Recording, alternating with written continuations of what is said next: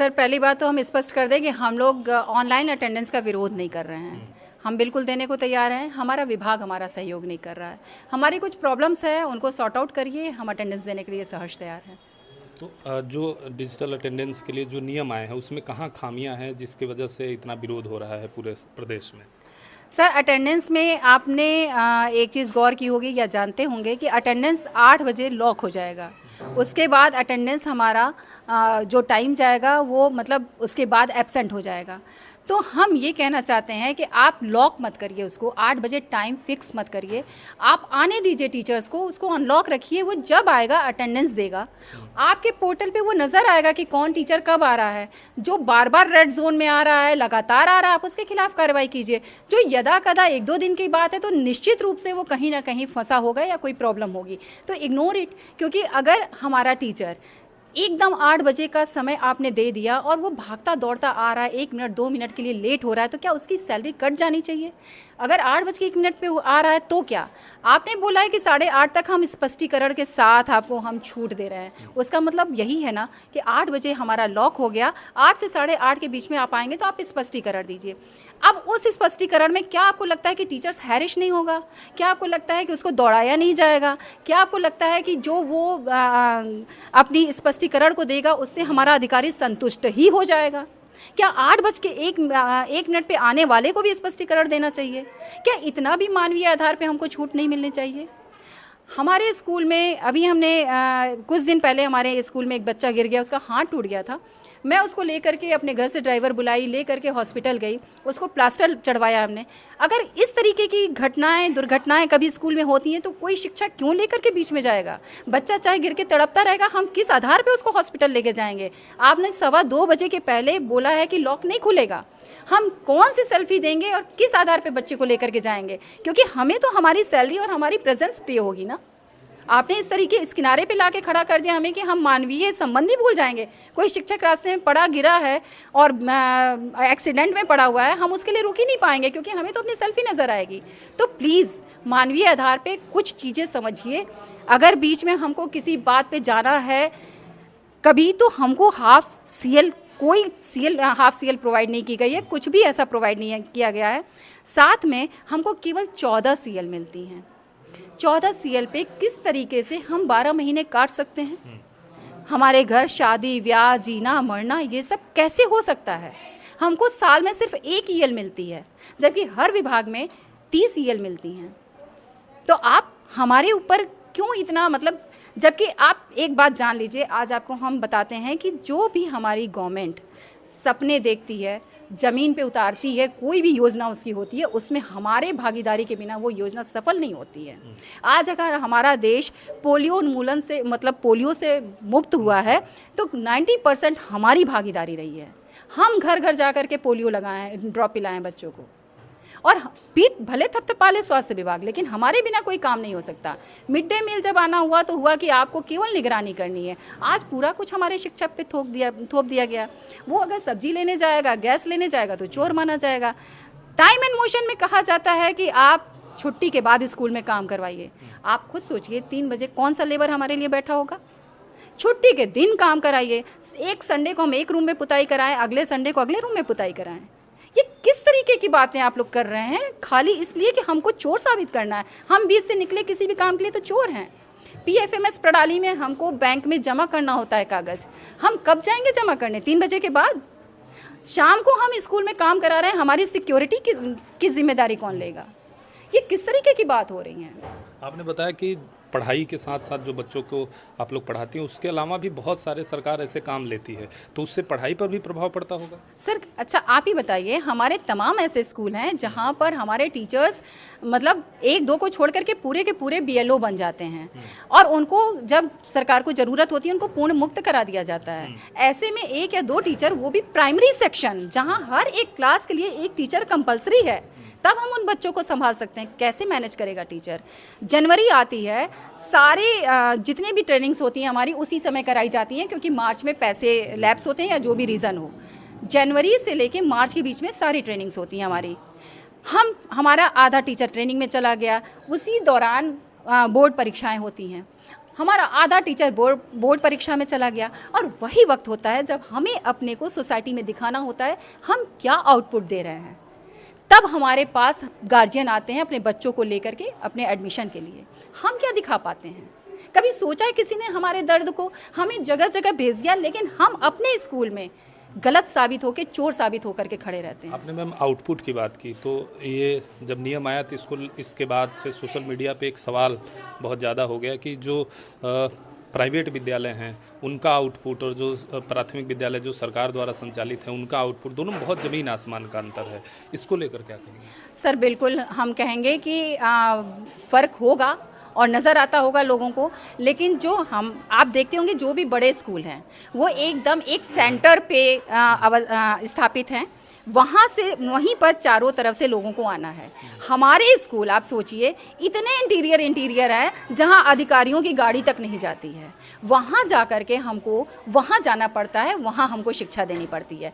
आप कभी अगर आप बड़े स्कूल और कॉलेज की बात करते हैं तो आप देखते हैं कि वहाँ बिना टेस्ट लिए बच्चों का एग्ज़ाम, मतलब वहाँ एडमिशन नहीं होता, वो क्रीम लेते हैं। और सर हमारे पास वो बच्चे आते हैं जो कि बिल्कुल जिनका बैकग्राउंड ही शायद पहली पीढ़ी यहाँ पर साक्षर होने आ रही है। हमारा बच्चा भी पढ़ा है बड़े स्कूल में, लेकिन 80% हमारी मेहनत होती थी, 20% स्कूल की। यहाँ 100% हमारी मेहनत है, क्योंकि घर से बच्चों को इस तरीके का बैकग्राउंड नहीं है कि उनको इस तरीके से सपोर्ट मिल सके।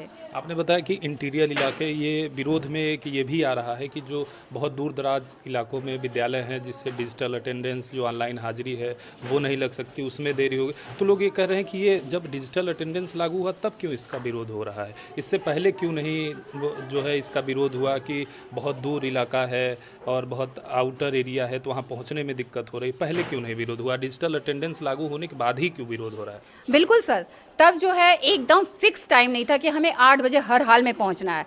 हम टाइम से जाते थे, लेकिन अगर कोई बैरियर आया और 10-5 मिनट लेट भी हो गए तो उस समय हमारे ऊपर इतनी जो है उंगलियां नहीं उठती थी और ना उठ सकती थी, क्योंकि हम एक स्पष्टीकरण दे दिया करते थे लिखित में कि हाँ हमसे ये प्रॉब्लम हुई। लेकिन यहाँ पर आप तो हमें आधे मिनट के लिए भी कटघरे में खड़ा कर देंगे ना।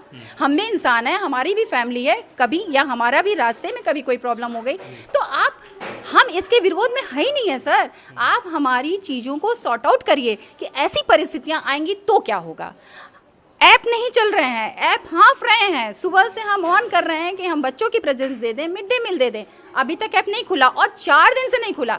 ये परिस्थिति हमारे अटेंडेंस के समय होगी तो कौन इसका जिम्मेदार होगा? जो आप लोग को टैब दिया गया है उसमें जो ऐप प्रोवाइड है, जिससे प्रेरणा है ऐसे जिसमें अटेंडेंस लगाना है, वो एप्लीकेशन काम नहीं कर रहा है? सर उसी की मैं बात कर रही हूँ। उस ऐप पे हम मिड डे मील डेली भेज रहे थे, बच्चों की प्रेजेंस भेज रहे थे, लेकिन 4 दिन से वो ऐप खुल ही नहीं रहा है। आप चाहे तो अभी भी ट्राई कर सकते हैं, वो ऐप नहीं खुल रहा है, बस वो बैक हो जा रहा है खोलते समय। और जब ये हमारे प्रेजेंस के समय होगा, चलिए बच्चों की प्रेजेंस तो हम पेपर पे लगा दे रहे हैं, अपने रजिस्टर पे लगा रहे हैं, मिड डे मील का रजिस्टर मेंटेन कर रहे हैं, लेकिन जब हमारी प्रेजेंस नहीं लगेगी तो इसका जिम्मेदार कौन होगा? इन सब मुद्दों पर बिना बात किए आप कैसे इस तरीके से हमारे ऊपर कोई चीज़ थोप सकते हैं? कि जो महिला शिक्षक हैं वो अपने सेल्फी को उनको देना है, इसलिए भी विरोध कर रहे हैं ऑनलाइन अटेंडेंस का, ऐसा है क्या? सर सेल्फ़ी तो मुझे नहीं लगता है, ये चूँकि जीपीएस होगा और जहाँ तक अगर ये सेल्फ़ी जा रही है तब तो ठीक बात नहीं है, लेकिन अगर ये ऑनलाइन में ऐसा है कि सेल्फ़ी कलेक्ट नहीं हो रही है तो फिर कोई बात नहीं। लेकिन वो तो बात का मुद्दा है, हमें पता चलेगा कि सेल्फ़ी जा रही है कि नहीं जा रही, कैसे जा रही, क्योंकि अभी तक हम लोगों ने प्रेजेंस दी ही नहीं है। बट पहले स्टेज के बैरियर्स हैं उनको तो सॉर्ट आउट किया जाए। हमारे लिए कम से कम ईएल की व्यवस्था, हमारे लिए हाफ लीव की व्यवस्था, कभी स्कूल में किसी बच्चे को कोई प्रॉब्लम हो गई तो कैसे किस बेस पे ले जाएंगे, पहले हमारी जो शंकाएं हैं उनको तो दूर करिए। आप इतने बड़े हम कम नहीं है संख्या में, हम 6 लाख से ज़्यादा हैं। आप किसी भी एक बड़े तंत्र पे आप किसी चीज़ को डालने जा रहे हैं, थोपने जा रहे हैं बिना किसी उसके शंका को ख़त्म किए। पहले शंका तो ख़त्म करिए।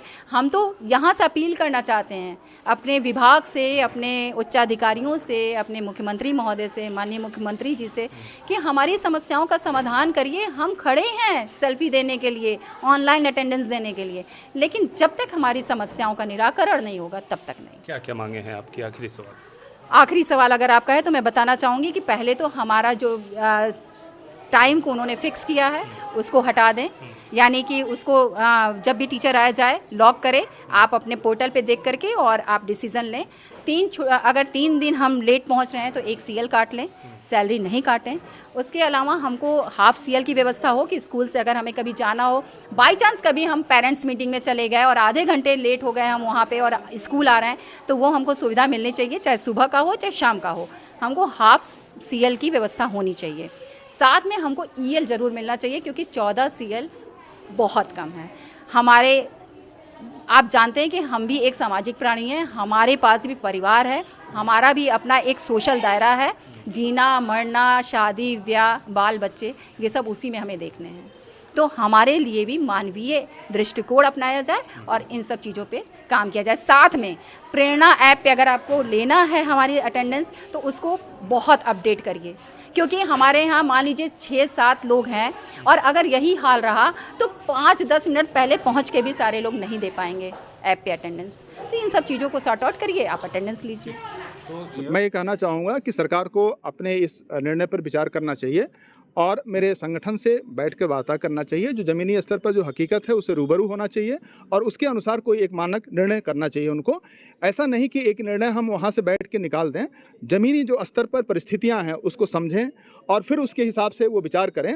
अगर कोई शिक्षक दिन भर स्कूल में बैठा हुआ है, मान लीजिए 8 से 2 का स्कूल है, वो 1 बजे तक अपनी ड्यूटी कर रहा है, उसके घर कोई अप्रिय घटना की सूचना मिलती है और वो जाता है, और जाने के बाद अगर वो जाएगा और फिर 2 बजे वो कैसे आएगा और अपना अटेंडेंस नहीं देता है, तो दिन भर के लिए वो अनुपस्थित होगा। ऐसे परिस्थितियों में अगर उसको हाफ CL की छुट्टी मिलती है तो अपना हाफ CL डालेगा और शाम से जाएगा, तो कम से कम वो उपस्थित रहेगा। अब कोई ये कह रहा है कि ठीक है हम उसको लिखित प्रमाणित करेंगे। हम कितने लोगों को प्रमाणित करेंगे? और ग्राउंड स्तर की रियलिटी बहुत कुछ है। इसमें यहाँ पिन का होल किया जाता है और उसमें फिर बड़ा उसको होल बनाया जाता है। तो मैं सिर्फ ये कहना चाहता हूँ कि वो निश्चित रूप से इन चीज़ों को समझें। हमारी गर्मी की छुट्टियां, मैंने कल भी कहा था, मैं आज भी कह रहा हूं, गर्मी की छुट्टी में हमारे टीचर से काम लें। अभी मैं आपको बता रहा हूं कि अभी प्रशिक्षण शुरू होने वाला है। प्रशिक्षण शुरू होगा और सारे टीचर्स ट्रेनिंग होनी है। और ये टीचर्स ट्रेनिंग जहां आज मुझे अपने विद्यालय में रह करके नामांकन करना चाहिए था, अपने विद्यालय को संचालित करने में अपनी ऊर्जा लगानी चाहिए थी, वहाँ आधे टीचर प्रशिक्षण में चले जाएंगे और तो फिर आधी व्यवस्थाएं मेरी ध्वस्त हो जाएंगी। तो इन व्यवस्थाओं को करने के लिए आप मुझे गर्मी की छुट्टी में ट्रेनिंग करा लीजिए, मुझे उसके बदले EL दीजिए। और ये ट्रेनिंग प्रतिवर्ष होता है। जब आप मार्च के, मैं आपसे आग्रह करूंगा आपके साथी को कि फरवरी मार्च में मेरे स्कूल में पे आइए, मुझसे मिलिए, मैं दिखाऊं आपको। सारे स्कूल 50% जो है 2 या 3 शिक्षक रह जाते हैं। उसी समय डाइट भी अपना प्रशिक्षण शुरू करता है, उसी समय बोर्ड की ड्यूटियां लग जाती हैं और सबको बाध्य किया जाता है कि सभी वहां जाएं। तो ऐसी परिस्थिति में मेरे स्कूल भी प्रभावित होते हैं और बदनाम मुझे किया जाता है कि शिक्षक पढ़ा नहीं रहे हैं। शिक्षक वो हर काम कर रहा है, बाकी जितने विभाग हैं, स्वास्थ्य विभाग है, उनके कार्यों को हम कर रहे हैं, वो आकर कहते हैं नहीं शिक्षक सभी काम बेहतर कर रहे हैं। सभी काम हम कर रहे हैं। चुनाव ड्यूटी शिक्षक के बगैर नहीं हो सकती, चुनाव ड्यूटी शिक्षक करा रहा है और व्यवस्थित करा रहा है। हर काम हम कर रहे हैं, उसके बाद भी संदेह में क्यों? और अगर इसकी जरूरत है तो ग्राउंड पर जाएं। हमारे विद्यालय हैं जहां रास्ते ही नहीं है, केवल बंधा भी नहीं है, मेड़ भी कट गया है। और ऐसे जगहों पर शिक्षक कैसे समय से, आप सड़क दीजिए, आप व्यवस्थाएं दीजिए, फिर हम उसके लिए तैयार हैं। टेबल टॉक करिए, जमीनी हकीकत को समझिए, शिक्षकों की समस्याओं को। और मैं कोई एक्स्ट्रा मांग नहीं कर रहा हूं। सेंट्रल स्कूल है, नवोदय विद्यालय हैं, इन हर जगहों पे EL मिलता है, उनको हाफ CL मिलता है, फिर हमको क्यों नहीं? हमको दीजिए और हम उस व्यवस्था में आने को तैयार हैं।